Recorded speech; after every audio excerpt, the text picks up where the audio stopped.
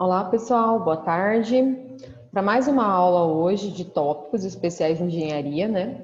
Dando continuidade nesses conceitos que eu estou passando para vocês em relação à parte de projeto.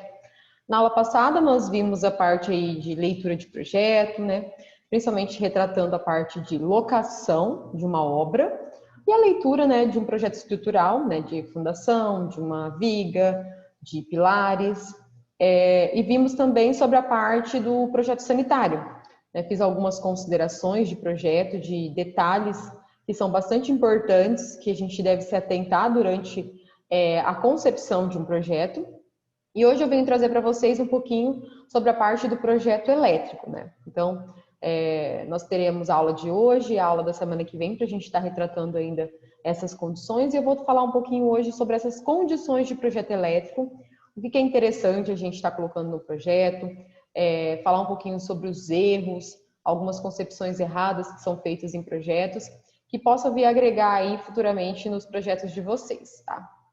Então, como eu comentei, é de extrema importância a gente fazer um projeto elétrico de forma mais adequada possível, de modo que tanto a parte dos circuitos, da enfiação, dos disjuntores, eletrodutos, tudo seja dimensionado e detalhado da forma mais correta possível, para que o projeto final ele não tenha problemas futuros para o nosso cliente, tá? Então, existem algumas considerações bem básicas que a gente deve se atentar em relação a essa parte de projeto, né? Então, a primeira seria que alguns aparelhos ou equipamentos, eles devem ter circuitos exclusivos, né? Então, que tipos de equipamentos são esses que devem apresentar um circuito exclusivo para eles? Normalmente são os equipamentos que a gente tem uma potência bastante elevada, né? Aparelhos de aquecimento, né? Do tipo chuveiro, forno elétrico, forno micro-ondas, ar-condicionado, né? Então, são esses tipos de equipamentos que têm uma potência mais elevada, que é interessante a gente colocar um sistema exclusivo para eles, devido a essa consideração. Por quê que a gente cria esse circuito exclusivo? Porque quando a gente faz um circuito, o que é um circuito?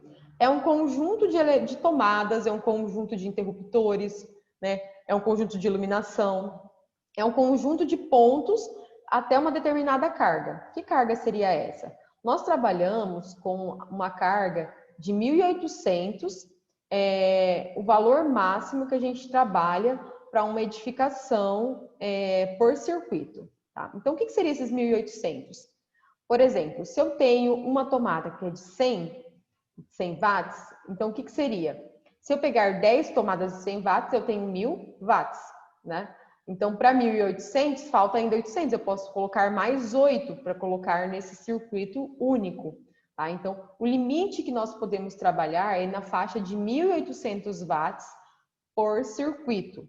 Normalmente, os aparelhos de aquecimento, que são os aparelhos de uso específico, eles têm potências mais elevadas. Então, por esse motivo, a gente acaba criando circuitos específicos para ele. Que acaba não sendo conveniente, né, eu juntar, por exemplo, 2 ar-condicionados num circuito, sendo que a potência deles acaba ultrapassando esse valor de 1.800, tá? Então, por esse motivo, esses aparelhos de uso específico, eles devem apresentar um circuito único para eles, tá? Um outro detalhe aqui, que a iluminação, ela também deve ter um circuito específico para ela, tá? Então, posso ter mais de um circuito de iluminação? Pode, tá? Aí vai depender muito do tamanho da edificação, né?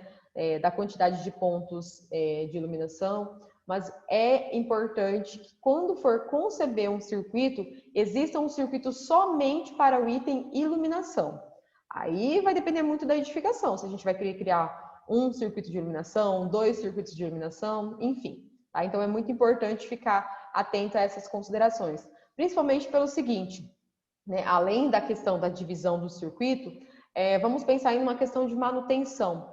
Né? Então, se futuramente eu preciso fazer uma manutenção em algum ponto de tomada, eu não preciso desligar a minha iluminação. Eu consigo fazer todo o processo de manutenção estando com a minha iluminação ligada. Tá? E um outro ponto bastante importante é que na hora de dimensionar o quadro de distribuição, circuitos e conduítes, deve-se considerar a possibilidade de ampliações futuras. Eu nunca passo um projeto pensando só naquela condição ali que a gente está vendo em planta, né? pense sempre em deixar uns pontos reservas, pensando em futuras ampliações, tá?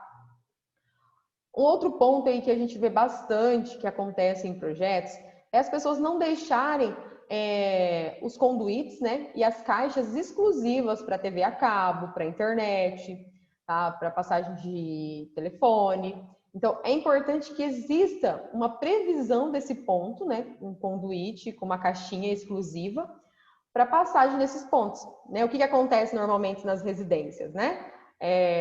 O rapaz vai lá instalar a internet na casa de vocês e aí ele acaba passando o cabo da internet dentro do cabo da parte de tomada. Então, assim, não é interessante isso. Então, a gente já tem que fazer essas previsões para que não tenha essa mistura aí de energia de um tipo de sistema com outro tipo de sistema, tá? Então, sempre faça a previsão de pontos específicos. Então, lá na minha sala, eu tenho um local que eu vou ter televisão. Então, já deixa o ponto da internet, já deixa o ponto da TV a cabo. Aí, eu quero colocar uma TV também no meu quarto. Mesmo processo. Então, é importante que tenha essas previsões desses pontos, tá? A gente necessita numa edificação para que ela fique da forma mais prática possível e sem interferir depois futuramente, né? Senão, às vezes, eu tenho que ficar fazendo adaptações e isso acaba ficando esteticamente ruim para a edificação, tá? Um outro ponto bastante importante é a parte do equilíbrio de cargas entre fases, né? Então, por exemplo, normalmente as casas hoje a gente tem 127 e 220, né? Então, o que acontece? Quando nós trabalhamos com fases, a gente sempre tem que lembrar de balancear essas fases. A gente não pode sobrecarregar uma fase. Então, meu padrão o lado de casa ele é bifásico. Então, eu não posso esquecer durante o dimensionamento de balancear esse padrão, porque senão eu vou sobrecarregar mais uma fase. E isso é ruim para o meu projeto, tá? Ele não fica um projeto eficiente. Então, busquem sempre, durante o dimensionamento de vocês, não esquecer de balancear as fases. Normalmente, nos softwares, depois que a gente faz o dimensionamento, tem um item que você vai lá, balancear fases, que ele já faz isso de forma bem automática para vocês, tá? Então, não se esqueçam disso. Prever aí futuras ampliações, né?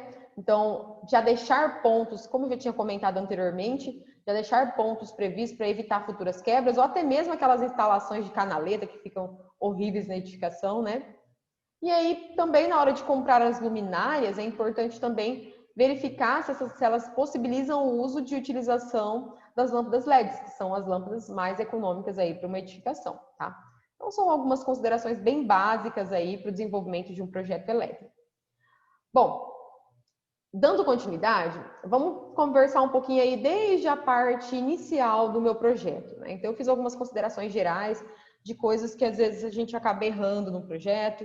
E aí, na próxima aula, também vou trazendo mais algumas informações, né? Primeira coisa, quando vocês forem fazer um projeto elétrico, a gente precisa analisar o uso das áreas, tá? Como assim o uso da área?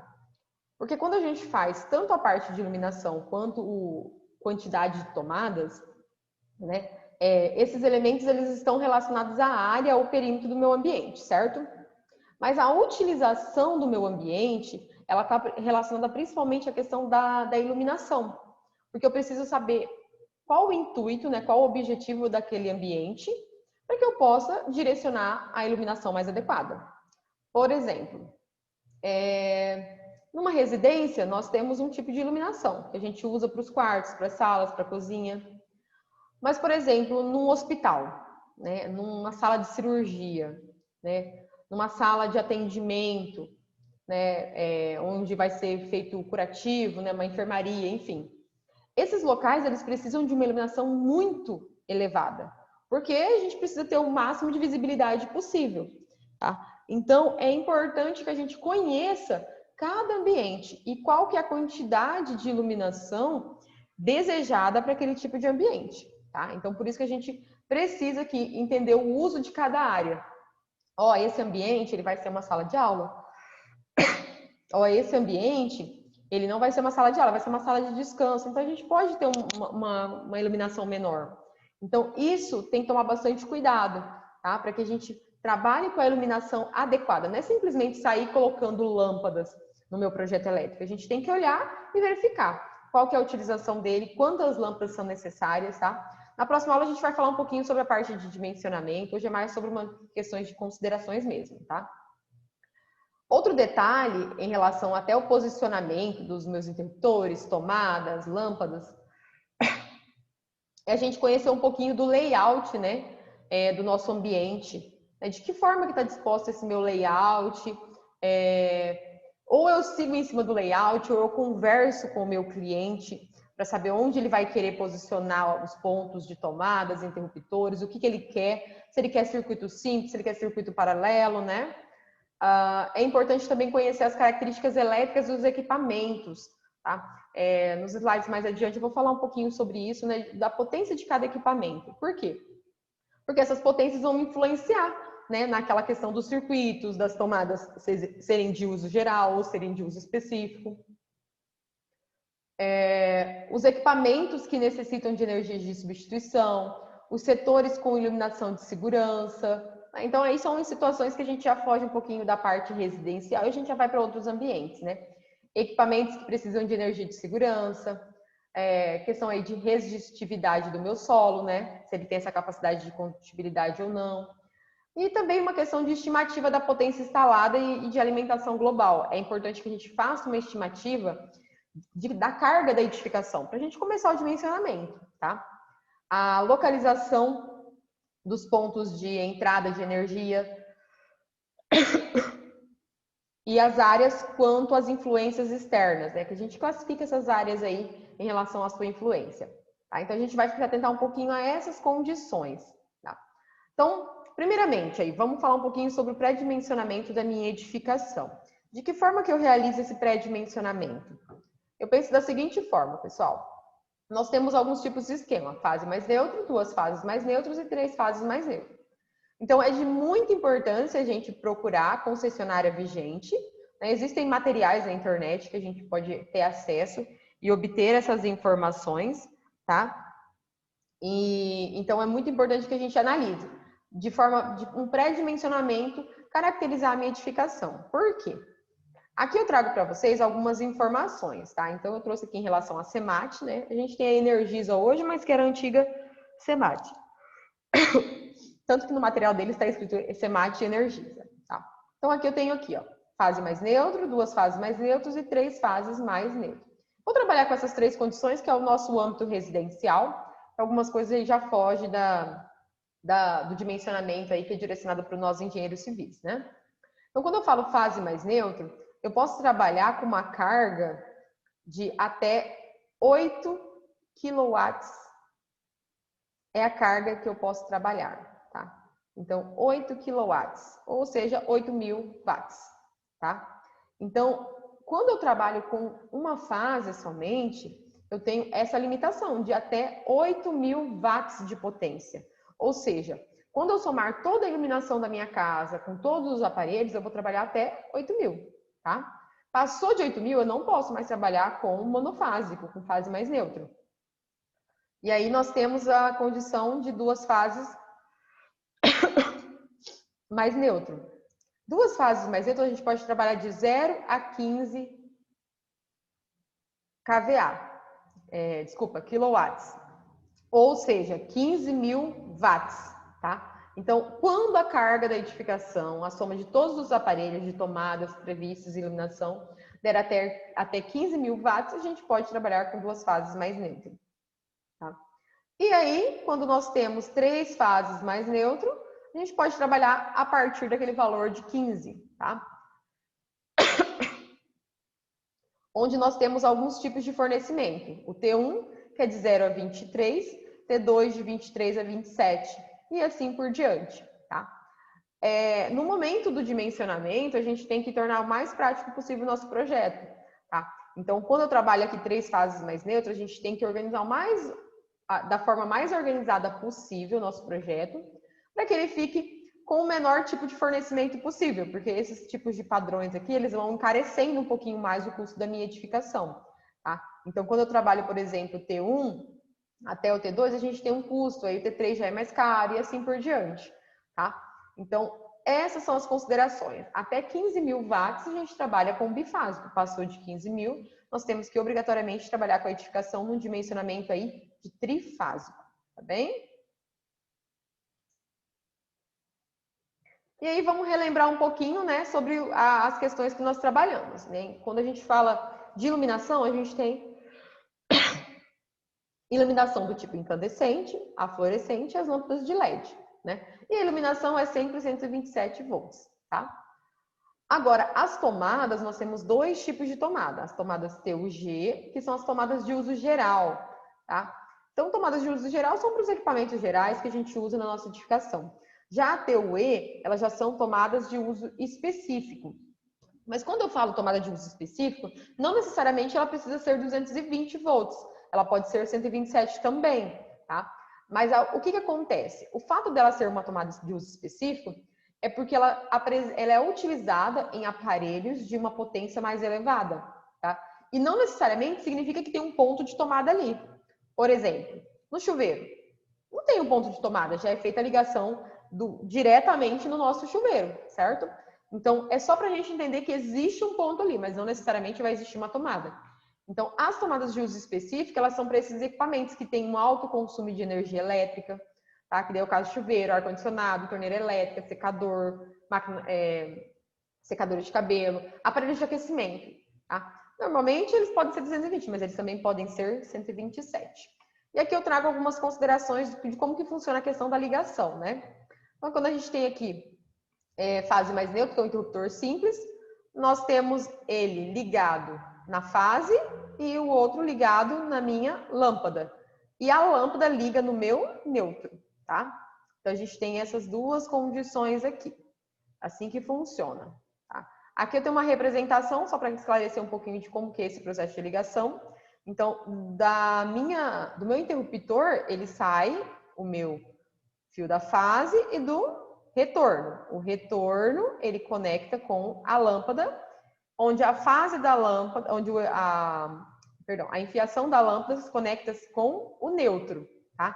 E a fase do interruptor conecta-se com a fase que está passando geral ali, tá?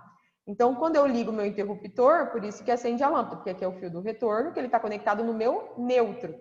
Ele não está ligado diretamente na fase, a minha lâmpada. Quem está ligado na fase é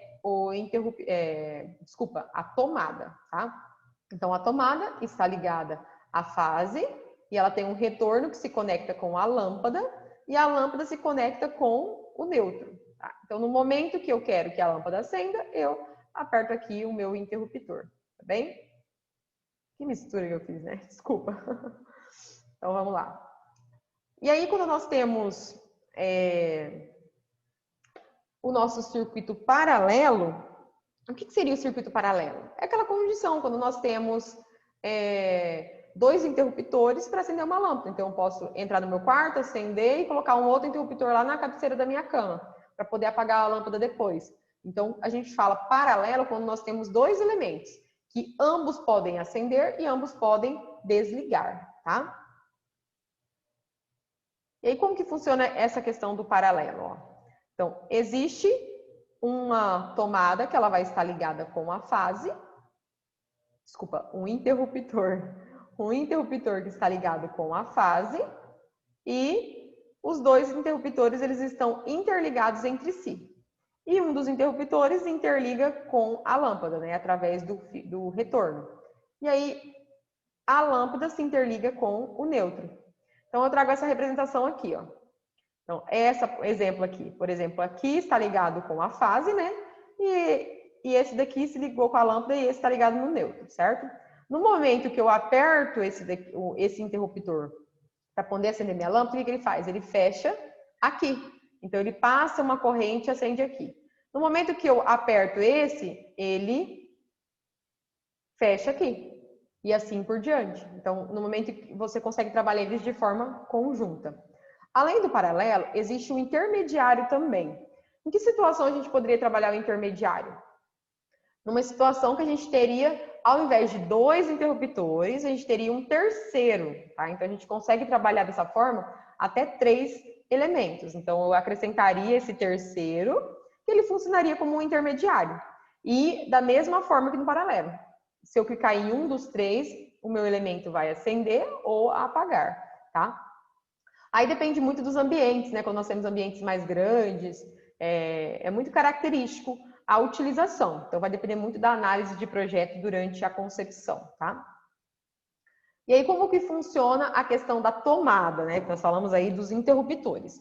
Como que funciona a ligação da minha tomada? Então, a tomada, né? A tomada, ela tem o quê? Ela tem a fase, o neutro e ela tem o aterramento, né? Então, essa fase liga com a fase e o neutro com o neutro, tá? E aí, nós temos aqui a parte do barramento de proteção, caso houver, e a gente tem esse terceiro elemento. Quando nós temos uma tomada de uso específico, no caso de 220, ela é fase-fase. Então, ela não tem agora... O que ela não tem agora? Nós temos agora, ó, fase-fase, nós não temos mais o neutro, ela tem a fase-fase e somente o barramento de proteção, tá? Então, aqui nós tínhamos fase mais neutro, né, mais a proteção, e aqui é fase-fase mais proteção. Nós não temos mais o neutro, tá? Quando a gente trabalha com 220. E aí, nós temos mais um caso, que é o caso da tomada de uso específico, né? Mesma consideração ali que eu mostrei anteriormente, né? E como eu tinha comentado com vocês, a parte das potências dos nossos equipamentos, né? Então, cada equipamento ele tem uma potência. Então, por exemplo, aqui a gente pode estimar aqueles equipamentos que são necessários à utilização aí de uso específico, que são aqueles que podem ser de uso geral, tá? Exemplo aqui, ó. Nós temos aquecedores de água, ó, tem de 1.500, 2.500, 4.000. Bom, aqui já está bem próximo de 1.500, nem convém a gente juntar esse equipamento com o outro, né? Já está próximo de 1.800. Logo, eu posso, independente de qual eu estiver trabalhando, né, com qual tipo de aquecedor, eu já posso criar um circuito específico, porque são valores elevados, tá? A minha cafeteira, ó, perceba que ela é 600 watts. Bom, ela já é um valor baixo.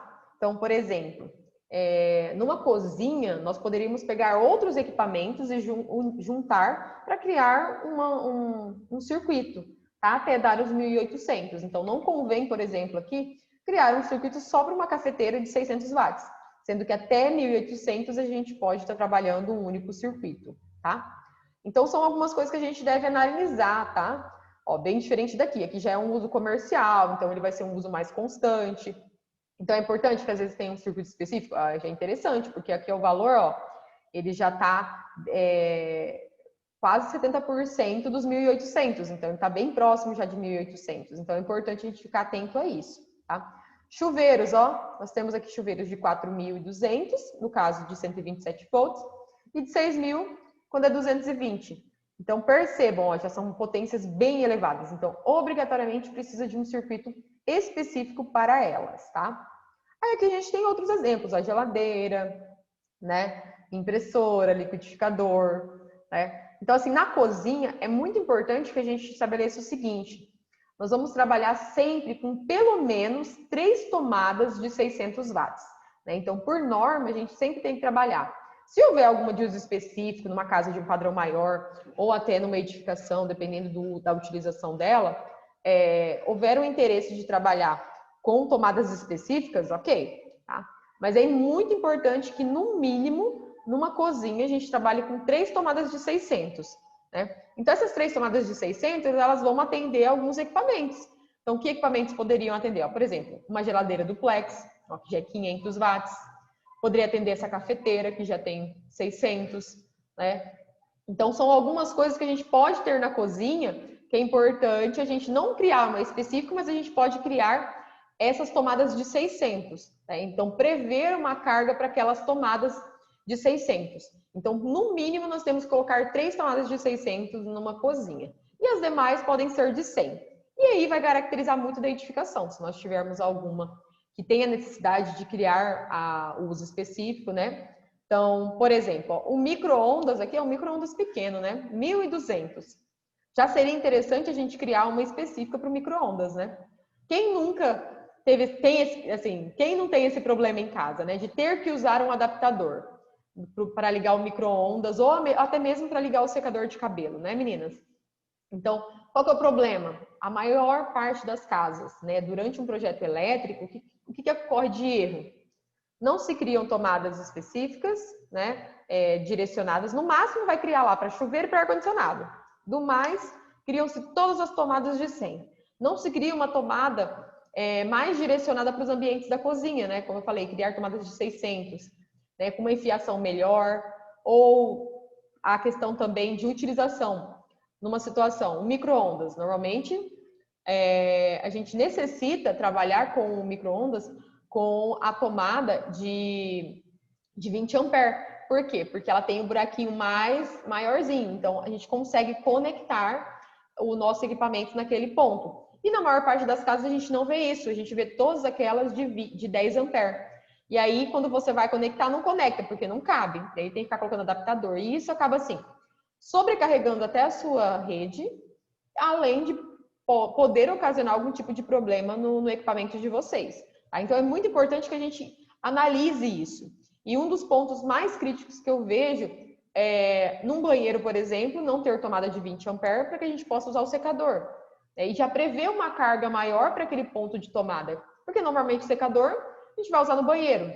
Ou às vezes no quarto, né? Independente aí. Então é importante que a gente tenha essa previsão dessa tomada de uma potência maior, mas que ela não é específica, e que ela seja de 20 amperes, para ela poder atender esse equipamento, sem que a gente fique usando adaptadores, e esses adaptadores não levam a nada, né? Só atrapalham nossas condições aí, tá bom? Aqui eu trago também para vocês algumas considerações, ó. Fiquem sempre atentos, né? Porque às vezes o software está um pouquinho desatualizado, né? Então tem software, às vezes, que eles trazem as opções somente assim, de ar-condicionados do tipo janela. Então existe uma diferença, né? Das potências para o ar-condicionado janela e para o ar-condicionado split. Tá? Então aqui, por exemplo, ó, um ar-condicionado do tipo janela de 12.000, ele tem 1.600 watts de potência. Só que o 12.000 split, ele tem 1.400. Então, a gente tem que tomar um pouquinho de cuidado durante o dimensionamento também, tá? Por exemplo, o Numri, normalmente ele vem já esses de janela. Às vezes não tem classificado esses split. Então, a gente tem que ir lá, cadastrar essas peças, esses elementos, tá? Então, tomem bastante cuidado, porque software, muitas vezes, a gente necessita ingressar nele algumas informações, tá? Então, pessoal, para a aula de hoje seria isso que eu queria passar para vocês. E aí, nas próximas aulas, na próxima aula, a gente vai trazer mais algumas considerações de projeto, tá? São as coisas básicas, né, que a gente trabalha aí em projeto e que é importante. Só para a gente finalizar, vamos falar um pouquinho dos disjuntores, né? Então, nós temos alguns tipos de disjuntores que a gente trabalha numa edificação. Então, temos o DR, que ele é chamado de disjuntor residual, e ele basicamente mede tanto de energia que sai de uma fase e compara com o que entra no neutro. Então, ele percebe que se houver uma diferença da energia que está entrando com a energia que está saindo, ele acaba desarmando, pois ele presume que alguém está levando algum choque. Então, ele tem essa sensibilidade à fuga de corrente elétrica, quando ele percebe que existe essa variação na minha fase e no meu neutro, ele acaba vendo que há algum problema, então ele desarma. Então, esse é o chamado disjuntor residual, tá? Aí nós temos o disjuntor DPS. Esse já é um dispositivo de proteção contra surtos. Então, ele é muito importante porque ele entra em ação em casos de um pico ou uma sobrecarga na minha rede elétrica, né? Principalmente situações aí de descarga atmosférica, né? De raios. Então, é muito importante ter no meu projeto elétrico esse DPS, tá? Esse dispositivo contra surtos, tá bom? E nós temos o DDR, que na verdade o DDR ele é uma junção, tá? Do DR com o disjuntor comum. Então ele é bem interessante a gente trabalhar com o DDR, porque ele é a junção dos dois. Além dele ser capaz de proteger contra as correntes elétricas, picos de corrente e fuga ao mesmo tempo. Além do sistema elétrico, você também vai saber quais são os sistemas irmãos e que cuidados tomar com eles, tá? Então, aqui eu trago uma imagem para vocês, né? Que o meu DDR, ele seria essa junção do meu dispositivo termomagnético com o meu dispositivo residual, onde ele vai proteger os fios contra circuitos, contra sobrecargas e curto-circuito, e também vai proteger as pessoas contra choques elétricos provocados por contatos diretos. Então, ele vai ser essa junção dos meus dois elementos, tá? E aqui eu tenho uma imagem para vocês, né, de um quadro onde a gente enxerga todos os tipos de disjuntores, desde disjuntores de circuitos, né, bifásicos, os disjuntores de circuitos monofásicos, o barramento, né, que nós temos, e aqui o disjuntor, o nosso DDR residual geral, né, que é o disjuntor geral para o nosso ambiente. Então, é bem importante a gente ficar atento a essas considerações durante o projeto, para colocar o disjuntor correto, não esquecer de colocar o DPS, tá? Porque a gente acaba deixando a nossa edificação o mais bem dimensionada possível e sem que ela possa sofrer problemas futuros, né? Porque, como eu sempre falo, no projeto, quando ele é feito, os problemas eles vão surgindo com o tempo. A gente não consegue entrar na edificação e enxergar. Diferente de uma coisa mais estética, né? Você bate o olho, você vê que não está legal, mas a parte de projeto, ela acaba sofrendo patologias e problemas futuros. Então, a gente não consegue enxergar eles de imediato, tá bem? Então, pessoal, por hoje seria isso. E até a próxima aula, que é semana que vem, que a gente vai estar dando aí continuidade nesse conceito aí da parte de projeto. E eu vou falar mais um pouquinho com vocês, tá bom? Então, até mais.